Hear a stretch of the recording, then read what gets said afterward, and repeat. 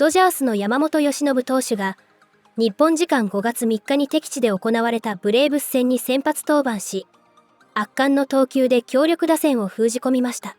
6回、91球を投げ、被安打1、無失点、6奪三振の快投。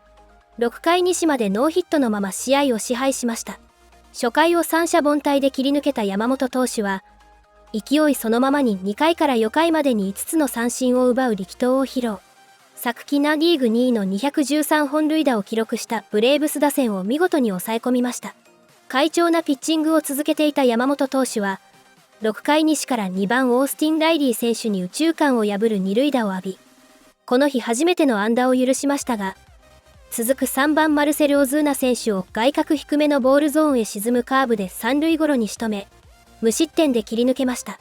この試合の模様は、地元放送局、スポーツネット LA が中継。山本投手の快投に実況陣も大興奮の様子で、その熱狂的なリアクションを日本語字幕付きでご紹介します。Yoshinobu Yamamoto currently has the second best odds to win the National League Cy Young Award behind Paul Skeens. Has better numbers than Skeens through his first 6 starts.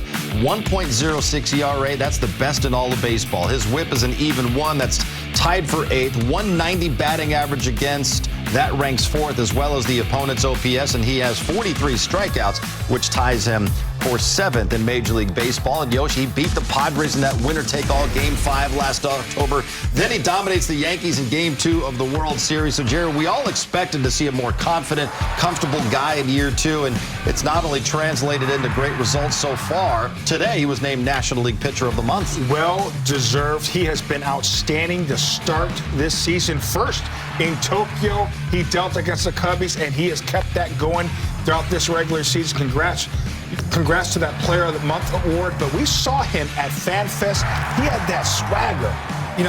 Swagger, come up on stage, had the shades, knowing he was going to get off to a great start. But boy, he's been outstanding. Well, he talks about wanting to win a Cy Young, and taking that personally, taking that to heart. Okay, you get under that first year under your belt, and you're going, okay, now's my opportunity to go out there and prove it. And he's confident. He's going out there, pitching with conviction, being consistent. He's looked outstanding.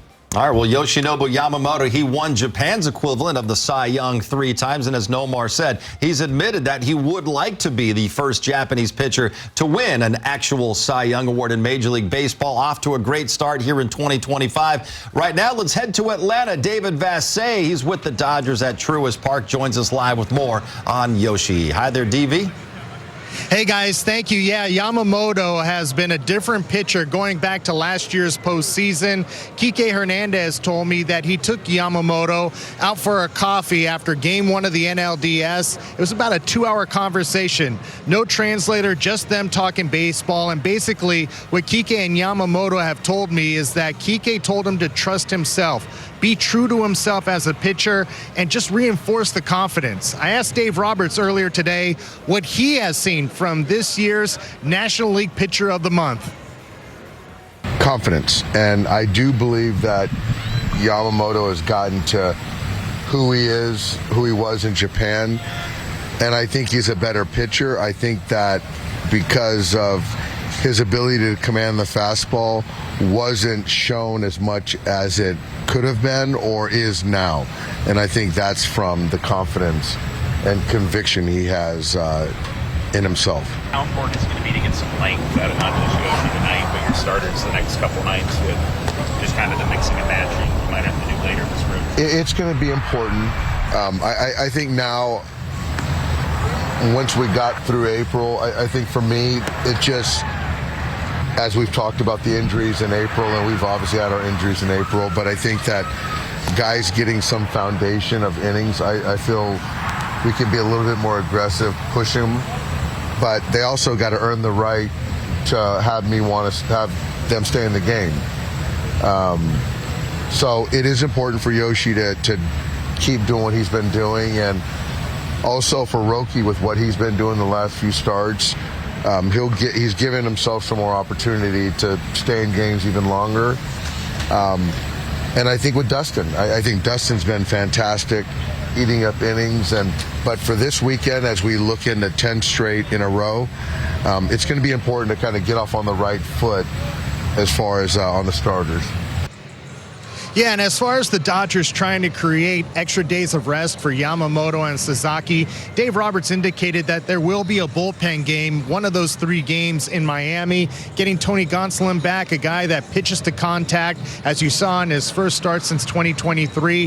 He's trying to stay deeper into games, but Yamamoto certainly has been a revelation going back to last year's World Series run, and also starting off this year as the opening day starter in Tokyo, his home country. He has just carried that forward from whatever Kike Hernandez told him during that coffee meeting, should we call it, in San Diego. All right, great turning point for Yoshi, and we're seeing the results of that early in 2025 as well. DB, thank you very much. And the Dodgers bullpen, they've still thrown more innings than any other bullpen in baseball. Now, with the team beginning this road trip, 10 games in 10 days, no Martin. We heard DB talking about there's going to be a bullpen game on this road trip as well. It's really imperative that Yoshi does go out there and give him some length tonight. Well, listen, we've been talking about Yoshi pitching like an ace and been the ace. And what is an ace's job on the team? Obviously, to go out there and pitch extremely well. We know that. But we also talk about aces being a stopper. When your team goes through a rut, which every team does, and they're struggling, ace goes out there and really puts a stop by that, gives you a performance to kind of reset. The other job it is to reset your bullpen. You expect your ace to go out there and go deep in the ball games. They grab the ball, in the past it was you expected your ace to at least go 8 to potentially 9 innings, but doing so helps reset the bullpen. Even if you had a day off, even if you have a day before, great, give the bullpen 2 days off or an extra day. Really critical for your ace guys to go out there and pitch deep in the ball game, especially what they're going through now, but that's just one of the parts of their roles. She played with Pedro Martinez, David Cone, the old school guys. That was their philosophy. I'm the ace. I'm going out there and giving us at least 7 strong innings because that is my job. That's what I'm required to do, and not only give us a chance to win, but set up our bullpen to win this series. This is the first game of the series, so it's very important for Yoshi to go out there, give us length, give us a chance to win, to help set up really not only this series, but the whole road trip. So the offense starting to see some better ABs. On the pitching side, Yoshinobu Yamamoto, he has been the guy for the starting staff all season long. He's coming off of his relative to him, worst outing of the season. So are we talking about hitting streaks or Yoshinobu Yamamoto? You know exactly where I'm going. Yamamoto's been great, and his last 3 starts, only 1 earned run. Now, the last start wasn't as crisp. Everything revolves around his ability to locate the fastball. If he does that, gets ahead, then the splitter just puts guys away. So watch tonight. If he's around the plate, able to hit corners, live on edges, going to be a long evening for the Braves. Should I get it back to the studio now? I have not been sharp in this pregame hit. I'm going to be the first one to admit that. Hand up. Got to be better, EK. Hey, finish so strong. I send it back to John Hartung. Finish strong, gentlemen. You still got about 30 minutes. Get your mind right, okay? Get your mind right. Let's go. Thanks, John. Thanks. Appreciate the pep talk. You got this. All right, we'll see you guys coming up in 15 minutes. If Yoshinobu Yamamoto is on tonight, he's going to be baffling the hitters with that splitter, something he has done all season. Opponents are 5 for 45 against the split. That's a 111 batting average. Only 2 extra base hits allowed, and he has 22 strikeouts on that pitch. It's been the most effective pitch of his arsenal, Nomar. As a hitter, what makes his splitter so difficult to deal with? Well, if you stop swinging at the split, Hideo Nomo had no job. So that's what Hideo used to say. But at the same time, what makes it so effective is, one, establishing that fastball. We talked about that each and every time Yamamoto is pitching. And we're going to go to the K-zone and show you exactly why establishing the fastball is so critical, and especially with a guy like Yamamoto and his split finger. The other thing is also being able to establish that fastball down. But here it is, coming at you with the fastball. So now the hitter knows you're going to be challenged with the fastball. You have to be ready for that fastball, and then you start locating the fastball like that in the inside corner. What does that set up? For the swing and miss. Vital. Jerry and I always talk about, with that fastball, why it's not only important to establish it, but also establish it down in the zone. Here's why. Here's going to come with the fastball. Location, down in the zone. Great pitch. Another great location. Now that you have the guy 0-2, what can happen? Whoop, here comes the split finger. Look at the release here. This is why it's so effective. See where the fastball, they are starting at the same plane, in the same spot, and then look how late it starts to break into discrepancy. This is what makes the split finger so devastating. Now you're a hitter and you got fastball in the back of your mind. You get this, now he can just go to the split finger the rest of the time as he's getting ahead of the hitters. Split finger, swing and miss, swing and miss. Like I said, you stop swinging at it, they have no job. Right. But the reason you continue to swing at it is because it looks so much like the fastball. You think it's coming out, and then it's not too late till the bottom falls out of it. Devastating pitch. Yes, more of the same tonight. Yoshi, Dodgers swept the Braves back at Dodger Stadium. Yoshinobu Yamamoto, that applies to him so far in 2025. Chopper right back to him. And Yama fields his position so well. We see it time and again. There's out number one. Pretty simple right there. Four-seamer, and then right after him with the cutter. Not much Verdugo could do. Verdugo's been hot, too. Swinging the bat well since being added to this roster. Yeah, it's 3. Excellent pitch right on the bottom part of the zone. And again, that's really a result of getting ahead first with that fastball, dropping that curveball, and then that's the put-away pitch. You're not going to hit it. I mean, hardly anybody has. Get strikeout number 1 for Yamamoto. Have to get 7 total from him and or the Dodger bullpen tonight to get you a free jumbo jack tomorrow and a Jack in the Box in LA. Ball one outside to Marcell Ozuna. 13-year big league veteran, leads the National League in walks. So if you're a hitter in the box, you have 2 strikes against you and Yamamoto's on the mound. You got to be thinking that, but that doesn't mean just because you're thinking that and you know it's probably coming doesn't mean you're going to hit it. I'm not messing around with the splitter, and even if I get 2 strikes, depending on the situation, maybe I spread out a little bit and just try and make contact. But if it's a good splitter, you're not hitting it. Full count. After the Riley strikeout, opponents are 5 for 46 with 23 Ks against Yamamoto's splitter. Ball 4, low and away. So an 11-pitch walk. Work by Ozuna. I think that tells you a lot about the respect they have for Ozuna right now and his ability to take a pitch. They did not offer that splitter, which gets guys to chase. They expand the zone. He did not throw it once in that 3-2 count. Heads up, line drive into Mookie Betts' glove, and he got it before it hit the dirt. Buzzed the tower of Yamamoto, but he's all right. Scoreless first inning in Atlanta. 5, 6, and 7 for Atlanta against Yamamoto here in the second inning. Starting with Sean Murphy. A line drive right back to Yamamoto. That's how the last inning ended. That's how the second inning starts. Goodness gracious, they're hitting it hard right back at the Dodgers ace. Yeah, it came off the bat at 106 miles an hour, and fortunately for Yamamoto, he had his glove up there. Always scary when you see that. Albies has yet to see a splitter this at bat. Didn't throw it 3-2 to Ozuna. Whoa, the bat goes flying and then ends up in the first base coach's box. The curveball has been the put away pitch, but again, still another good option to throw that splitter again. Doubles up, gets a ground ball to the right side. Diving stop Freeman. Yamamoto steps on the bag. Nice job by Freddie. Even better for him to get the ball out of his glove and get it to Yamamoto as he gets to first base. Nice job there by Freddie. Good body control. Got him. Third punch out for Yamamoto. 2 gone in the third inning.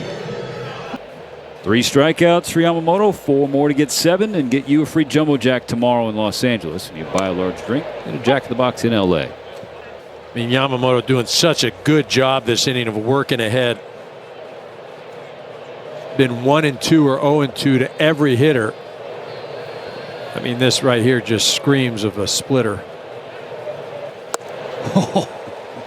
There you go, EK. 3 pitches, 3 strikes. Back-to-back punch-outs for Yamamoto. Cap the third. Marcell Ozuna, the only Brave to reach so far against Yamamoto. Yeah, really had a heck of an at-bat. 5 pitches in, he was at 3-2 count. Drew 11 pitches. Earned a walk. 2-1 pitch is downstairs. Curve misses, and it's 3-1. I mean, just watching Ozuna, the first at-bat, and now this one. And he's seen 15 pitches. He hasn't chased a thing out of the zone. The lowest swing percentage in the National League. Swings there and misses. Strike 2. All 4 in the dirt. Ozuna just eyeballing him to death tonight. 2 walks. I mean, it's really all he's done against the Dodgers this year. I mean, 15 plate appearances for Ozuna against the Dodgers. He has walked 8 times now. But that's a function of the Dodgers not going after him. I mean, in that situation, he really got one pitch to offer at, and that was that fastball. I mean, I think the Braves are making a conscious effort just to not swing at it. Elevates and gets a swing and a miss for his 5th strikeout of the game. Here he goes out of the zone with the 4-seamer, enticing enough for Olsen to swing at it. But, we just talk about the splitter. Again, that should be and probably is a conscious game plan by the entire offense. We're not swinging at it. We are just not going to offer at it. That's strike 3. Painted perfectly in the inside corner. 6 Ks in 4 shutout innings for Yamamoto. Another 2-2. Tapped to third. Good throw from Muncy. Another 0-2. Harris flies one to left field. Conforto over to make the catch. 2 gone. Pop to shallow right. Rojas going back. Teoscar coming in. Teo takes the ball. Another 1-2-3 inning for Yoshinobu Yamamoto. No runs and no hits and no errors for the Atlanta offense. Ball 1 downstairs on Alex Verdugo. We're going to head downstairs and check in with David Bassett. Dave Roberts said before the game, guys, that some of the biggest keys to Yamamoto's success this year is simply confidence. He has a lot more conviction and is attacking the strike zone better than what he was at this time last year. Also talking to Yamamoto, he's told me a few times this year he's just better prepared for the rigors of the travel, the baseball, the mound, everything. He feels a lot more comfortable, and he had a certain swagger in spring training that was very noticeable. So all of that has come together for him in the first month of this season. No doubt, DB. That's why he's one of the top contenders for Cy Young in the NL. I mean, I'd summarize it in one word: familiarity. I mean, that's it. He had a whole year to acclimate himself, get used to routines, figure out what works for him, what doesn't work for him. And this is really the first year where he can just come over and play baseball. I saw him the first day at Camelback Ranch. I was like, Yama, you look a little yoked. You look a little bigger. He said, yes. 4 kilograms I added. So that's about 8 pounds that he put on in the offseason as well. Did you do this dialogue in English, or did you use your Japanese? I went in English for this one, EK. It might surprise you given how proficient I am in speaking Japanese. Brings the tying run to the plate for the Braves with 2 gone in the 6th inning. 2-0 Dodgers. Marcell Ozuna at the plate. Swing and a miss, strike 1. Before that double from Riley, the only Brave to reach tonight is Marcell Ozuna. Walked in the 1st and the 4th. Just missing the last 2 pitches, 2-1. I mean, that's a great pitch by Yamamoto. It's even a better take by Ozuna. I mean, that's a dynamite pitch. 3rd time this evening, worked that full count. Previous 2, he's drawn a walk. This will be the 24th pitch thrown to Marcell Ozuna tonight. Another 3-2. Fouled off the plate. Count stays full. Yamamoto's 8th pitch is grounded to Muncy at 3rd. Shuffles and throws, and Riley is stranded.